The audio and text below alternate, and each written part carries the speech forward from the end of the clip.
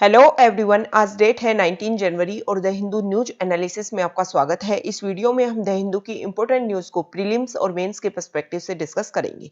देखो, जो हमारी फर्स्ट न्यूज है वो 26 जनवरी को लेकर के है। 26 जनवरी को हमारे देश में हम गणतंत्र दिवस के रूप में, रिपब्लिक डे के रूप में सेलिब्रेट करते हैं और हमारे जो दिल्ली, जो हमारी नेशनल कैपिटल है, वहां पर फार्मर प्रोटेस्ट चल रहा है।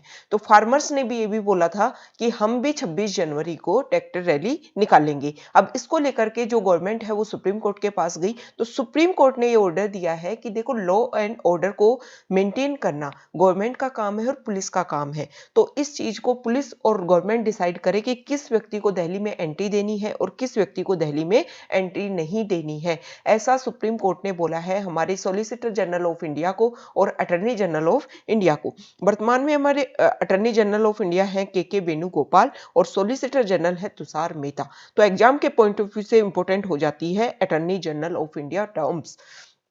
देखो, आर्टिकल 76 के अंदर इसको अपॉइंट किया जाता है हमारे प्रेसिडेंट ऑफ इंडिया के द्वारा, लेकिन सलाह किसकी होती है? सलाह होती है यूनियन कैबिनेट। मतलब यूनियन कैबिनेट जिसको चाहती है उसी को अटॉर्नी जनरल ऑफ इंडिया बनाया जाता है। 3 साल की इनकी टर्म होती है, लेकिन इनको रीअपॉइंट किया जा सकता है। तो के वेणुगोपाल जो हमारे वर्तमान में जो अटॉर्नी जनरल है, इससे पहले भी के वेणुगोपाल ही अटॉर्नी जनरल थे। दोबारा से इनका टर्म बढ़ा के दोबारा इनको रीअपॉइंट कर दिया गया है। इनका जो टर्म है वो 3 साल की इनकी टर्म होती है। नेक्स्ट जो न्यूज है वो वैक्सीन को लेकर के है। देखो, ये वाली न्यूज और ये नीचे जो न्यूज है ये सारी वैक्सीन को लेकर के है, तो हम एक कंबाइंड रूप में इन सबको डिस्कस कर लेते हैं। वैक्सीन हमारे इंडिया में 16 जनवरी से वैक्सीनेशन प्रोग्राम स्टार्ट हो गया है और अब तक हमारे इंडिया में लगभग 3 लाख लोगों को वैक्सीनेशन का प्रोग्राम हो चुका है। लोगों को मतलब बेनिफिट इनसे मिल चुका है। तो देखो, यहां पर भारत बायोटेक की जो वैक्सीन है उसका नाम है कोवैक्सीन। तो भारत बायोटेक ने एक अपने यहां पर अपनी जो साइट है उनकी कंपनी की, वहां पर एक सर्कुलर जारी किया है कि जिन भी व्यक्तियों को एलर्जी की हिस्ट्री हो, फीवर हो, ब्लीडिंग डिसऑर्डर हो, इसके अलावा या उनकी इम्यूनिटी कमजोर हो या किसी मेडिकेशन पर हो, तो इन सब लोगों को अभी क्या नहीं लेना है? वैक्सीनेशन की जो डोज है वो अभी नहीं लेनी है। इसके अलावा जो गवर्नमेंट है उसने भी सर्कुलर जारी किया था कि जो भी प्रेग्नेंट वीमेन है, जो भी लैक्टेटिंग वीमेन है और जिन चाइल्ड की एज 18 इयर्स या उससे कम है, उनको या कोई भी व्यक्ति जो सीरियस कोई बीमारी से परेशान है, उन सबको अभी कोई भी वैक्सीनेशन प्रोग्राम नहीं करवाना है। तो देखो, इस आर्टिकल में बताया गया है कि लगभग 2 लाख के लगभग लोगों को 3 दिन में क्या मिल चुका है? वैक्सीनेशन हो चुका है लोगों का। और 580 से ज्यादा लोग ऐसे हैं जिन पर एडवर्स इवेंट्स, मतलब इस वैक्सीन की वजह से उनको कुछ परेशानियां हो रही है। यहाँ पर दिल्ली की बात है, दिल्ली में भी वैक्सीनेशन प्रोग्राम चल रहा है, लेकिन कुछ हेल्थ वर्कर्स हैं वो ये चाहते हैं कि अभी जब तक एफिकेसी डाटा नहीं आती तब तक वो इस वैक्सीन को अपने ऊपर अप्लाई नहीं करने देंगे। हालांकि उन लोगों का पता नहीं है कि वो कहाँ से रिलेटेड, कौन से हॉस्पिटल से, बट ऐसा जो रिपोर्टर्स हैं उनको उन्होंने बोला है कि अभी वो इसको अवॉइड करना चाहेंगे। ये दिल्ली में जो 10th-12th के लिए स्कूल खोल चुके हैं, क्योंकि 4 मई से 10 जून तक सीबीएसई बोर्ड एग्जाम्स होने वाले हैं, तो उनके लिए स्कूल्स को खोल दिया गया है ताकि जो भी उनके प्रैक्टिकल वर्क्स है, फाइल वर्क्स है, उनको वो कंप्लीट कर सके बच्चे। और सीबीएसई ने जो डेट दी है उसको टाइम पर उन एग्जाम्स को कंटिन्यू करने में कोई भी परेशानी न हो। तो सोशल डिस्टेंसिंग को मेंटेन करते हुए, मास्क और सैनिटाइजर सब व्यवस्था करते हुए ये स्कूलों की ओपनिंग हुई है दिल्ली में। नेक्स्ट जो न्यूज है यहां पर देखिए, नेक्स्ट न्यूज है कैग को लेकर के। Controller and auditor general of India, उन्होंने एक बात बोली है। केरला की एक देखो बोर्ड है, Kerala infrastructure investment fund board, इनके लिए कैग ने बोला है कि कैग ने ये जो KIIFB जो बोर्ड है ना, उसने ऑफ बजट बोरोइंग्स की है और अपना जो मतलब लाइबिलिटीज किसके ऊपर डाल दी है? सेंटर के, सॉरी, गवर्नमेंट के ऊपर डाल दी है। केरला जो गवर्नमेंट है उसके ऊपर डाल दी है।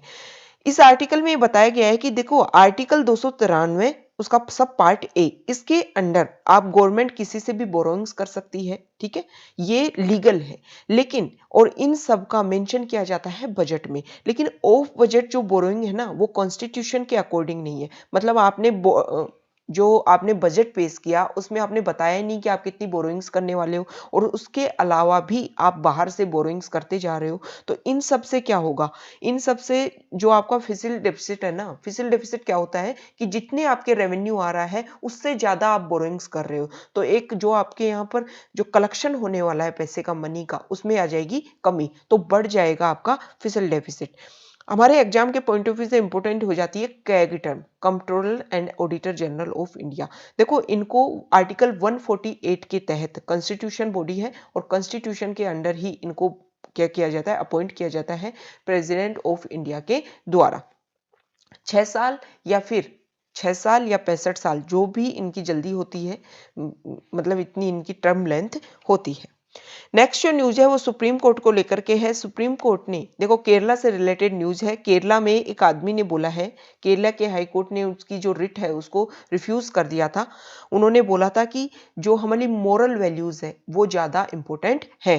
तो अब ये केरला का व्यक्ति गया है सुप्रीम कोर्ट के पास, और उन्होंने बोला है कि एक वीमेन को उनके पेरेंट्स ने इलीगल कस्टडी के द्वारा अपने घर में बंद कर रखा है, तो आप उनको छुड़वाइए। मैं स्पिरिचुअल गुरु हूं और वो मेरी शिष्या है, और उनको मेरे पास में रहने का अधिकार है। फंडामेंटल राइट है किसी भी व्यक्ति को कहीं भी जाने का, और उनको इंडिपेंडेंटली कहीं भी आने जाने की उनके ऊपर रोक लगा दी गई है। तो सुप्रीम कोर्ट ने बोला है कि आपके पास में क्या एविडेंस है कि आप स्पिरिचुअल गुरु हो। देखो इस आर्टिकल में हैबियस कॉर्पस एक रिट होती है, उसके बारे में मेंशन किया गया है, तो हमें पता होना चाहिए कि हैबियस कॉर्पस क्या होती है। देखो हमारे यहाँ पर जो हमारा पार्ट 3 है हमारे कॉन्स्टिट्यूशन का, उसमें हमें फंडामेंटल राइट को सिक्योर करने की प्रायोरिटी दी गई है कि अगर कोई हमारा वायलेशन करता है हमारे फंडामेंटल राइट्स का, तो डायरेक्ट हम या तो स्टेट कोर्ट जा सकते हैं या फिर जा सकते हैं सुप्रीम कोर्ट।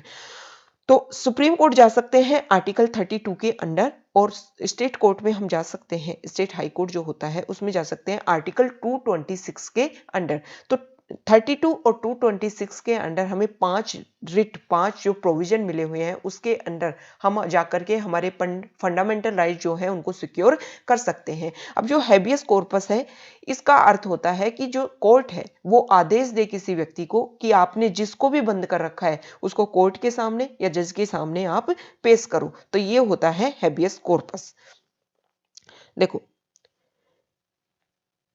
एक सेकेंड, हाँ नेक्स्ट न्यूज है केरला से लेकर के। केरला में अभी देखो वहां पर असेंबली को रीऑर्गेनाइज करवाया गया था, वहां पर असेंबली का सेशन चला, और उसी को लेकर के न्यूज है कि वहां के जो लोग हैं, जो मतलब असेंबली में वहां के जब विधानसभा में उपस्थित हुए विधायक, तो वो पॉजिटिव हो गए हैं कोविड-19 की वजह से, उसको लेकर की न्यूज है।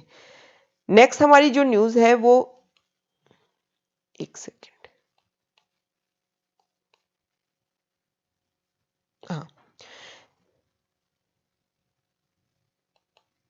नेक्स्ट न्यूज है एनआईए को लेकर के। नेशनल इन्वेस्टिगेशन एजेंसी 26/11 का जब अटैक हुआ हमारे इंडिया में, तो उस समय ये माना गया कि हमारी जो भी यहाँ पर एजेंसी है, जो भी हमारी इंटेलिजेंस एजेंसी है, उनके बीच में कोऑर्डिनेशन नहीं था, इसी की वजह से ये टेरर अटैक हो पाया। इसीलिए 2008 में नेशनल इन्वेस्टिगेशन एजेंसी को बनाया गया कि कोई भी टेरर अटैक जो होते हैं उनको रोका जा सके। तो नेशनल इन्वेस्टिगेशन एजेंसी ने कुछ लोगों को समन भेजा था कि उनको यहाँ पर मतलब प्रेजेंट होना है नेशनल इन्वेस्टिगेशन एजेंसी के सामने।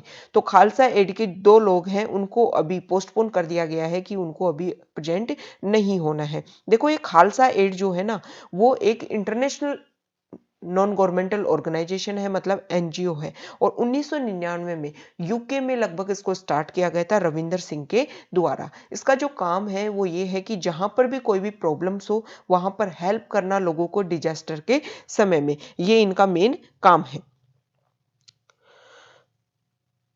ठीक है, नेक्स्ट न्यूज है सीवीसी को लेकर के। देखो सीवीसी ने ये बोला है, सीवीसी मतलब central vigilance commission, central vigilance commission ने ये बोला है कि जब भी आप जब भी किसी भी गवर्नमेंट को हम समन भेजते हैं और गवर्नमेंट के जो ऑफिसर्स हैं वो हमारे सामने उपस्थित नहीं हो पाते या गवर्नमेंट की तरफ से कोई भी आने में देरी करता है तो हमारे जो काम है ना उसमें देरी होती है। इसका आरोप लगाया है सीवीसी ने। देखो, सेंट्रल विजिलेंस कमीशन हमारे लिए इंपॉर्टेंट हो जाता है। सेंट्रल विजिलेंस कमीशन को स्टार्ट किया गया था 1964 में। 1964 में के संथानम कमेटी बनी थी। किसके लिए? हमारी गवर्नमेंट में जो करप्शन होता है ना उसको प्रिवेंशन करने के लिए कमेटी बनी थी, के संथानम कमेटी। उसने सुझाव दिए थे कि हमारे यहाँ पर सेंट्रल विजिलेंस कमीशन होना चाहिए और इसीलिए गवर्नमेंटल जो करप्शन है उसको एड्रेस करने के लिए सीवीसी को बनाया गया था। और सबसे पहले नित्तूर श्रीनिवास राव हमारे पहले सीवीसी बने थे। ये जो सेंट्रल विजिलेंस जो कमीशन होता है इसमें एक हेड होता है और 2 से ज्यादा उसके असिस्टेंट नहीं होते हैं। 11 फरवरी 1964 को इनको बनाया गया था और बाद में 2003 में इनको स्टैच्यूटरी बॉडी का, इस कमीशन को स्टैच्यूटरी बॉडी का पार्ट बनाया गया, मतलब स्टैच्यूटरी बॉडी के रूप में पावर दी गई। एग्जीक्यूटिव की कोई भी पावर्स नहीं, खुद के ऊपर इंडिपेंडेंट बॉडी के रूप में उसके बाद में ये काम कर रही है। नेक्स्ट जो न्यूज है वो लेबर लॉज को लेकर के है। सेंट्रल गवर्नमेंट ने 29 लेबर लॉज को एक साथ में इकट्ठा करके 4 कोडिफाइड किए हैं। 4 कोड्स के रूप में, 4 कोड्स के रूप में सारे लेबर लॉज को एक जगह इकट्ठा कर दिया है, जैसे codes on wages, social security, industrial relation, occupational safety, health and working conditions. इन चारों के रूप में सारे जो लेबर लॉज हैं उनको एक जगह कंक्लूड कर दिया है और 1 अप्रैल से ये टारगेट लिया है कि 1 अप्रैल से पहले इनको इम्प्लीमेंट करना है। तो जो लेबर मिनिस्ट्री है उन्होंने ये बोला है, देखो यहाँ पर लीगल कंसल्टेंट स्टेट का जो लेबर लॉज है उसको ओवरव्यू किया जाएगी। जो हमारे इंडिया के जो स्टेट्स हैं उनको ओवरव्यू किया जाएगा और अगर उन स्टेट्स के लॉज में और सेंट्रल गवर्नमेंट के लॉज में जो लेबर लॉज बनाए गए हैं उनमें सिमिलरिटी है तो इनको समान रूप से लागू किया जाएगा। देखो, पहली बार ऐसा हुआ है कि गिग और प्लेटफॉर्म वर्कर्स को भी सोशल सिक्योरिटी स्कीम्स के अंडर क्या किया गया है, कवर किया गया है।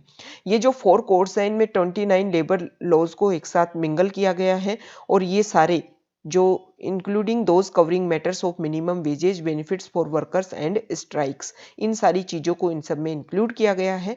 ठीक है। नेक्स्ट जो न्यूज है वो इंडिया और चाइना बॉर्डर को लेकर के है। इंडिया और चाइना, देखो चाइना जो है 1959 के बाद में हमारी जो बॉर्डर है वो डिसाइड हो गई थी और उस बॉर्डर पर चाइना जो है वो रेगुलर कंस्ट्रक्शन करता जा रहा है। अभी अरुणाचल प्रदेश के पास में पहले उन्होंने अनस्टेबल, मतलब ऐसे बोलते हैं चाइना वाले कि कुछ समय के लिए हम ये क्या कर रहे हैं, ये यहाँ पर इंफ्रास्ट्रक्चर कर रहे हैं, लेकिन बाद में वो उसी को ही कंप्लीट करके और परमानेंट इंफ्रास्ट्रक्चर के रूप में उनको स्टेब्लिश कर लेते हैं। अभी एनडीटीवी ने एक रिव्यू किया और यहाँ ड्रोन के तहत यहाँ की एक क्लिप जब बनाई तो उसमें देखा गया कि जो भी यहाँ पर इंफ्रास्ट्रक्चर थे उन सबको परमानेंट एस्टेब्लिश कर दिया गया है। तो देखो, इंडिया की तरफ से न्यूज है, इंडिया भी रेगुलर जो हमारे बॉर्डर एरियाज हैं उनमें रीच करने की कोशिश कर रहा है। इंडिया भी वहाँ पर जो बांध बना रहा है, डैम्स बना रहा है, रोड्स बना रहा है, सुरंग बना रहा है।